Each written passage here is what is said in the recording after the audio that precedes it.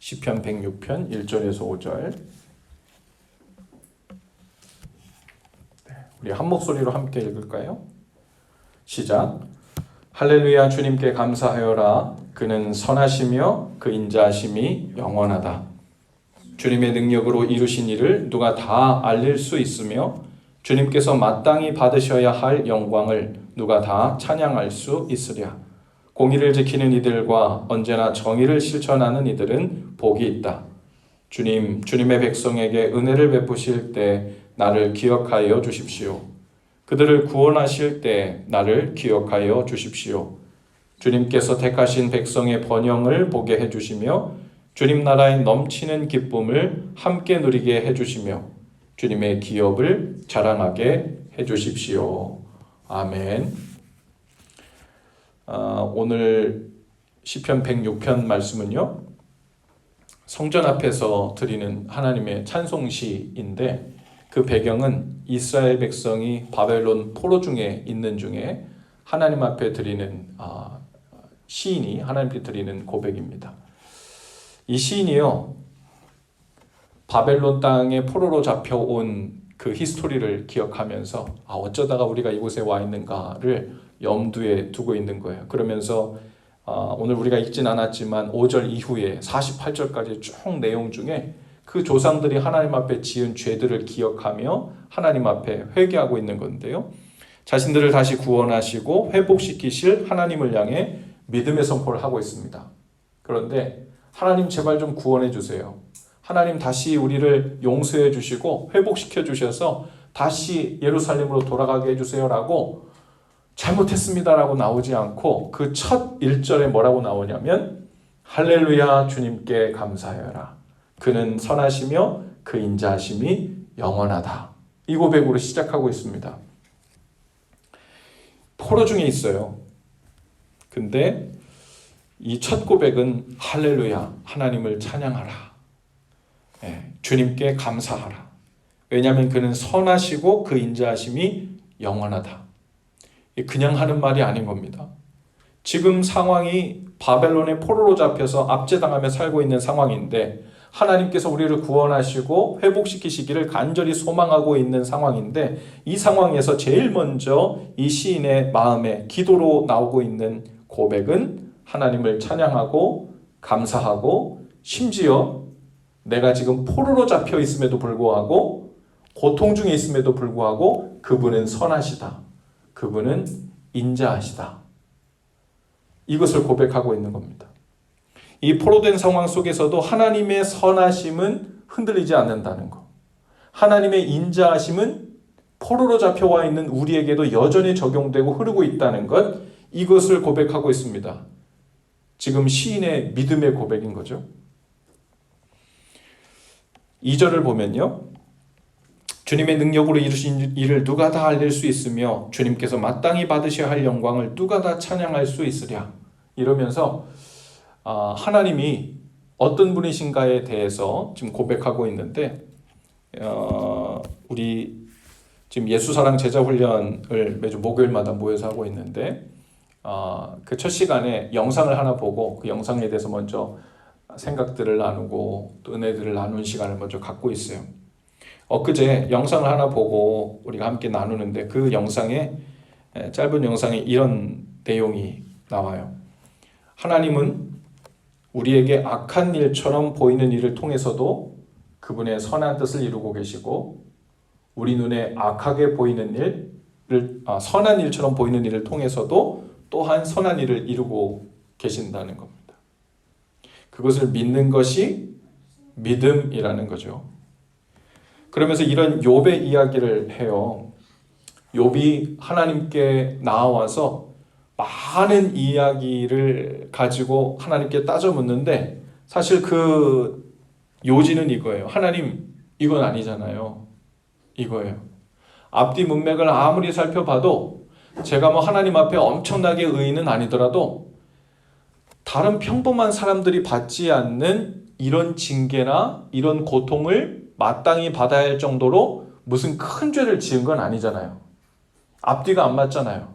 그런 면에서 하나님 이건 아니잖아요 라는 고백을 욥이 하고 있는 거예요. 지금 이 상황이 하나님의 정의에, 정의로운 하나님께 부합하는 상황이 맞습니까? 그러면서 하나님은 저에게 이러시면 안 됩니다 라는 이야기를 욥이 하고 있는 거죠. 그러자 하나님께서 욥에게 이런 말씀을 하세요. 욥기 38장 1, 2절에 보면 그때 주님께서 욥에게 폭풍이 몰아치는 가운데서 대답하셨다. 네가 누구이기에 무지하고 헛된 말로 내 지혜를 의심하느냐. 네가 누구이기에 무지하고 헛된 말로 내 지혜를 의심하느냐. 지금 욥에게 일어나고 있는 모든 상황, 그리고 하나님께서 운행하고 계시는 이 우주의 모든 일들, 그것을 욥이 바라보면서 이거는 하나님 잘하셨어요. 저거는 제대로 맞아 돌아갔네요. 근데 이건 아니잖아요. 이러면서 얘기하고 있는 욥에게 하나님께서 내가 무엇이기에 무지한 말로 내 지혜를 의심하느냐, 이렇게 말씀하고 계신 거예요. 그리고 욥이 대답할 수 없는 온 우주론적 질문, 생태론적 질문을 막 퍼부으시죠. 욥에게 그 질문에 대해서 답을 하라고 기대한 것이 아니라 지금 욥이 자신의 지혜로 하나님의 정의는 이래야 되고 신이라면 적어도 이래야 되고 내 삶은 적어도 이렇게 흘러가야 된다고, 그래야 공평하다고 하나님 앞에 클레임하고 있을 때 그래, 그렇게 네 지혜와 판단이 훌륭하다면 어디 다음 질문에 대답 한번 해봐라. 그러면서 하나님께서 내가 하늘에 기초를 놓을 때 넌 어디 있었느냐? 내가 바다와 육지의 경계를 정할 때 넌 어디 있었느냐? 내가 하늘을 펴고 땅을 펼 때 너는 어디 있었느냐?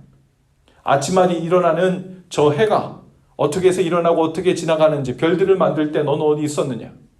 그 하나, 어느 한 가지 질문에도 대답할 수 없는 이 욥이 그 시간을 보면서 하나님께 그렇게 고백하는 거예요. 욥이 깨달아 이렇게 고백하죠. 나의 무지로 하나님의 지혜를 가리고 있었구나. 그런데 오늘 본문에서도요, 우리가 방금 읽은 2절 말씀이, 이 시인의 고백이 욥과 비슷한 고백인 거예요. 주님의 능력으로 이루신 일을 누가 다 알릴 수 있으며 주님께서 마땅히 받으셔야 할 영광을 누가 다 찬양할 수 있으랴. 지금 바벨론에 끌려와 압제당하고 있는 이 시간, 우리가 잘못한 줄 알겠는데 이 정도로 압제당하고 고통당하는 게 맞을까? 1, 2년도 아니고 10년, 20년도 아니고 70년 동안 하나님이 우리를 이곳에 붙잡아 두는 것이 과연 맞을까? 여러 생각이 들 수도 있는데요. 그런데 그 과정, 그 고통받는 시간, 그리고 그 기간, 그리고 회복의 타이밍, 이 모든 곳에 있어서도 하나님의 선하심과 하나님의 인자하심을 이 시인이 지금 고백하고 있는 거예요. 이제 보세요. 3절에 보니까요, 이제 회개하고 돌이켜야 할 이 백성들의 태도에 대해서 이 시인이 이렇게 말하고 있습니다. 공의를 지키는 이들과 언제나 정의를 실천하는 이들은 복이 있다. 주님의 백성에게 은혜를 베푸실 때 나를 기억하여 주십시오 라고 얘기해요. 하나님, 제가 잘못했습니다. 이제 우리를 회복시키시고 구원해 주십시오 라고 고백해야 옳은데요, 여기는 회개라는 단어가 어디에도 보이지 않아요. 잘못했으니까 용서해달라는 이런 단어가 어디에도 보이지 않아요. 그런데 여기에 생뚱맞게도 공의라는 말이 나오고 정의란 말이 나와요. 이게 개인적인 회개와 하나님 앞에 용서를 비는 일과 이 공의와 정의가 무슨 상관이 있나? 우리가 느낄 때 공의라는 단어, 정의라는 단어는 왠지 제3자의 언어 같고 하나님과 우리 사이에 직접적으로 연결되어 있다기보다는 이웃들, 제3자, 나그네들, 고아와 과부들, 그들과 사회적으로 우리가 좀 이렇게 관심을 갖고 도와야 되는 이런 영역이라고 생각하지만, 근데 여기에서 지금 상황이 뭐라 그랬죠? 바벨론에 포로로 끌려온 상태에서 하나님 우리를 용서해 주셔서 다시 예루살렘으로 돌아가게 해주세요. 회개에 대한 이야기를 하고 있는 거예요, 내용적으로는. 그런데 이 시인은 잘못했어요라는 말을 하지 않고 회개합니다는 말 대신에 공의와 정의 얘기를 꺼내고 있는 거예요. 지금 시인은 공의를 지키는 일, 정의를 실천하는 일이 바로 진실하게 회개하는 모습을 하나님 앞에 보이는 것이라는 얘기를 하고 싶은 것으로 보입니다. 왜냐하면요, 이스라엘 백성들이 어떻게 하다가 바벨론에 끌려왔는지 잘 아실 겁니다. 남유다 백성들이요, 계속해서 하나님 앞에 범죄해요. 그 범죄의 목록들이 엄청나게 많은데 요지는 첫 번째는 우상숭배예요. 두 번째는요, 위선입니다. 즉 하나님께 예배하면서도 밖으로 나가면 고아와 과부와 나그네를 압제하고 그들의 물건을 빼앗고 사기를 치고 자기 이득을 취하는 일을 계속하는 거예요. 그러면서 뭐를 해? 동시에 하나님 앞에 나와서 예배를 계속해요. 하나님께 선지자를 계속 보내십니다. 회개하고 돌이키라고, 나를 경외하라고 다시 얘기합니다. 그런데 이 사람들은 그들이 잘못한 주요 핵심은 뭐냐면요, 첫 번째는 산당에 가서 하나님 앞에 희생제사를 드려요. 잘못했다고. 하나님 속죄제사를 드립니다. 우리 죄를 용서해 주십시오 하고서는 정기적으로 희생제사를 드렸어요. 그리고 나서 또 뭐를 해요? 가나안의 신들 바알과 아세라에게 가서 또 제사를 해요. 그리고 집으로 가서는 나그네와 고아들과 과부들을 압제하고 가난한 자들의 물건을 빼앗는 일을 계속해요. 그리고 그 다음날 또 얘기해서 잘못했습니다, 회개합니다를 얘기하는 거예요. 입술로 회개한다는 말은 계속했는데 그들의 삶에서 하나님을 리스펙하고 하나님을 경외하는 증거가 정의와 공의로 그의 삶에서 드러나야 되는데 삶을 바꿀 생각은 전혀 없이 하나님께 희생 예배를 드리면서 동시에 우상 숭배를 하면서 삶으로 가서는 공의와 정의를 행하지 않아요. 여기서 말하는 공의와 정의는 도덕기와 윤리나 높은 차원의 어떤 윤리적 차원을 얘기하는 것이 아니라 그들의 삶의 한복판에서 하나님을 경외하지 않는다는 표현이에요. 그래서 그렇게 하다 잡혀왔거든요. 잘못했습니다라는 말을 안 해서 잡혀온 게 아니라 회개한다고도 말하고 희생제사도 드리고 정기적으로 하나님 앞에 제사도 다 드렸는데 하나님은 뭘 보신 거예요?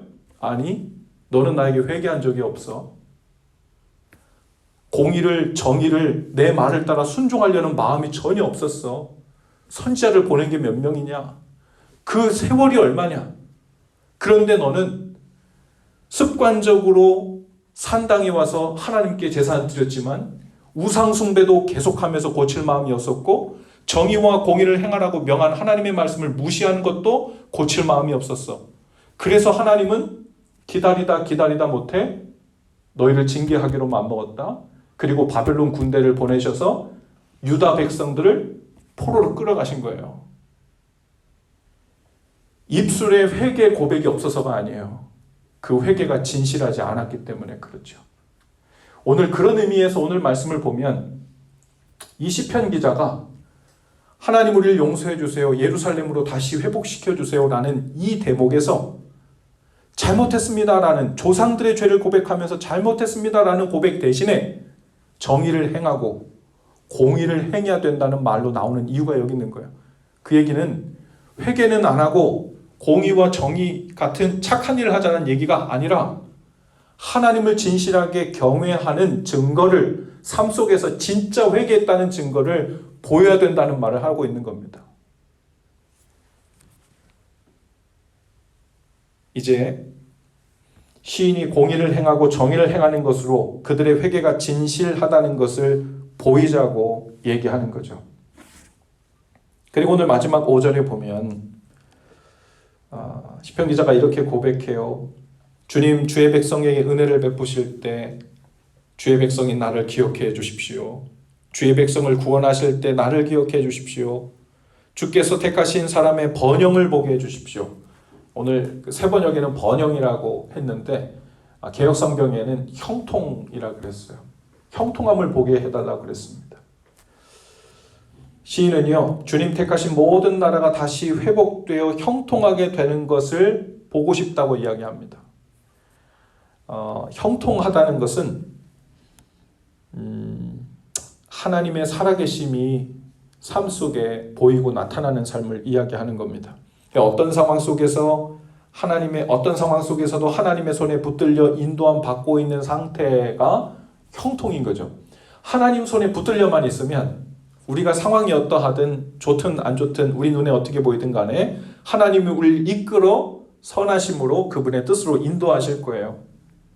그 믿음으로 사는 자에게 형통하다는 것은 단순히 내가 원하는 환경이 빨리 변해서 형통하다는 것이 아니라 하나님의 손에 이끌려 그 손이 놓쳐지지 않고 그분의 은혜 안에서 살고 있다는 의미인 거예요. 그런 의미에서 성경에 보면 우리가 요셉의 삶을 보면요. 요셉이 형통한 삶을 살았는데 그의 삶 전체는 우리의 인간적인 기준과 환경적인 기준으로 볼 때는요. 형통했던 때가 얼마 없어요. 고난 중에 있었잖아요. 억울한 일 당했잖아요. 팔려갔잖아요. 종살이 했잖아요. 감옥에 갇혔잖아요. 그 세월이 얼마예요? 그런데 성경은 뭐라고 얘기하냐면 요셉이 형통했는데 요셉은 종살이 할 때도 형통했고 감옥에 갇혔을 때도 형통했어요. 총리가 되었을 때도 형통했습니다. 그래서 그의 주인들이 그리고 왕이 요셉을 보면서 저 종은 그의 신을 믿고 그 안에서 살고 있는 삶을 보니까 형통한 종이야. 여러분 우리 기준에는요. 종살이에서 빨리 벗어나고 압제와 고통으로부터 빨리 자유로워지고 총리가 되는 건 둘째 치더라도 자유인이 돼가지고 집으로 돌아와야 형통이라고 쳐줄 거예요. 그런데 성경이 말하는 형통은 비록 종이라는 자리에 있었어도 감옥에 갇혀 있었어도 하나님과 연결되어서 하나님께 인도함 받고 있고 하나님의 뜻 가운데 소통하며 연결되어 있었다는 것을 형통이라고 얘기하는 거예요. 그래서 요셉이 어디 있든지 형통한 자가 되었던 겁니다. 여러분 그런 의미에서 우리 모두가 하나님께 형통한 자들이 되실 수 있기를 바랍니다. 하나님 제가 있는 자리에서 주님 앞에 형통한 자로 살고 싶습니다. 단순히 내가 지금 바라는 소원이 언제 이루어지려나? 내가 무겁게 느끼는 이 짐을 언제 내려놓게 되려나? 혹은 내가 산처럼 무겁게 느끼는 이 문제가 언제 해결되려나? 그것도 형통한 일이지만 더 본질적인 형통함은 때로는 하나님의 계획과 섭리에 있어서 돌아가는 일이 발생하고 시간이 좀 걸리고 환경이 금방 바뀌지 않아도 내가 하나님께 구하고 그분께 은혜를 구하면서 그분의 말씀 안에서 인내하고 기다리며 그분의 뜻을 기다리고 연결되어 있다면 여러분 우린 형통한 자예요. 할렐루야. 오늘 여러분 하나님 앞에 나와서 기도하시고 우리의 문제를 우리 심령을 주님 앞에 올려놓고 있는 이 상황이 형통한 자의 삶이고요. 형통한 가운데서 우리가 살고 있는 줄로 믿습니다. 오늘 진정으로 형통한 삶이 시작되고 풍성해지기를 바랍니다. 오늘 우리의 삶이 마치 무언가의 포로가 된 것 같고 여러 가지 제한으로 갇힌 것 같은 느낌이 들어도 하나님을 찬양하고 감사하실 수 있기를 바라요. 시편 기자가 간절히 회복되고 예루살렘으로 돌아가기를 원한다는 마음의 고백을 시작할 때 제일 처음 1절에서 할렐루야 하나님을 찬양하고 감사하라. 그분은 선하시고 그분의 인자하심은 영원하다. 라는 이 믿음의 고백으로 시작했던 것처럼 오늘 우리가 하나님 이렇게 회복되고 싶어요. 제 삶이 우리의 가정이 나의 어떤 문제가 하나님 손에 붙들려서 이렇게 회복되고 싶습니다. 그렇다면 오늘 우리의 첫 단어, 첫 고백이 하나님을 찬양하고 하나님께 감사하십시오. 하나님의 선하신 손길이 인자하심이 우리 삶에 여전하다는 것을 믿고 신뢰함으로 나가실 수 있기를 바랍니다. 그리고 입술의 회개와 더불어 하나님 제가 어떤 행위를 고칠까요? 그것이 하나님이 우리에게 원하시는 정의와 공의입니다. 성경에서 구약에서 계속 얘기하시는 너희는 정의를 행해라. 공의를 행해라. 공의가 강같이 흐르게 해라. 이 말은요. 사회적 이슈에 관심 가져라 이런 얘기를 하는 게 아니에요. 네가 있는 삶의 모든 자리에서 하나님을 인정하라는 삶을 말하는 거예요. 삶으로 하나님을 인정하는 결단과 고백과 구체적인 삶으로 나가지 않으면 입술의 고백만으로 믿음이라고 할 수 없다는 얘기를 하는 겁니다. 그래서 우리는 이 공의와 정의의 차원을 하나님 앞에서 우리 삶을 고치는 상태, 더불어 하나님이 기뻐하시는 일을 거기에 시선을 두고 마음을 두고 나가는 상태를 이야기하는 거죠. 하나님이 인도하시는 손길을 경험하고 그 안에서 행하는 안정감과 평강이 저와 여러분의 삶 가운데 있기를 축복합니다. 그래서 하나님을 찬양하고 감사하는 삶으로 더욱 깊이 들어가시게 되기를 주의 이름으로 축복합니다. 기도합시다.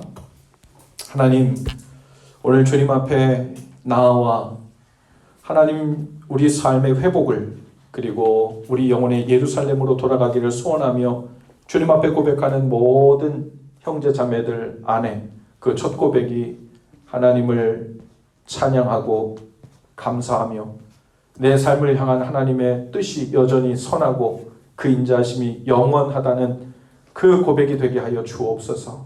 그 믿음 위에 우리를 회복시키시고 형통케 하셔서 어떤 환경 속에 있더라도 하나님의 인도하심과 손길을 따라 이끌리는 더 깊은 복된 여정으로 우리를 인도해 주옵소서. 예수님 거룩하신 이름으로 기도합니다. 아멘.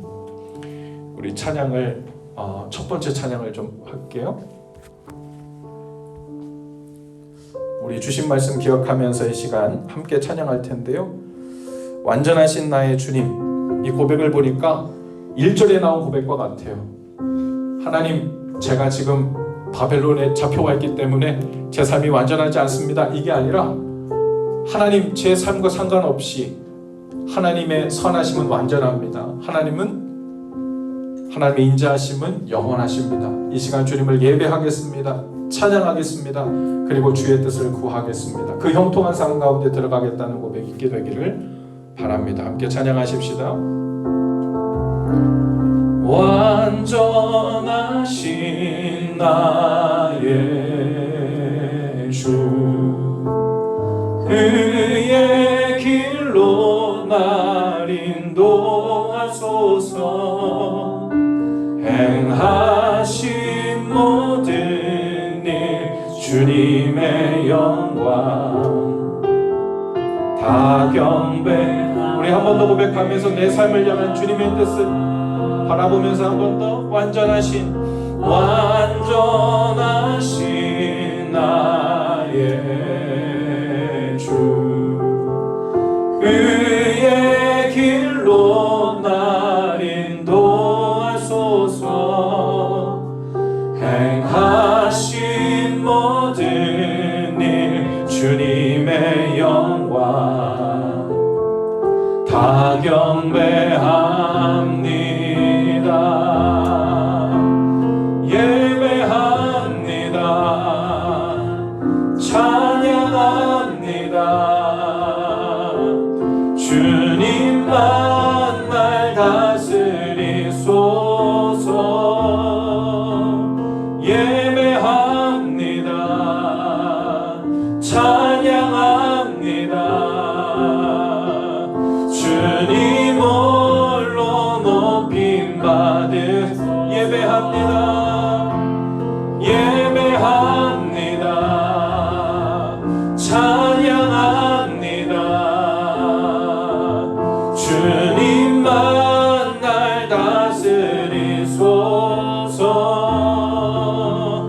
예배합니다. 찬양합니다. 주님 홀로 높이. 한 번 더 고백하십시다. 예배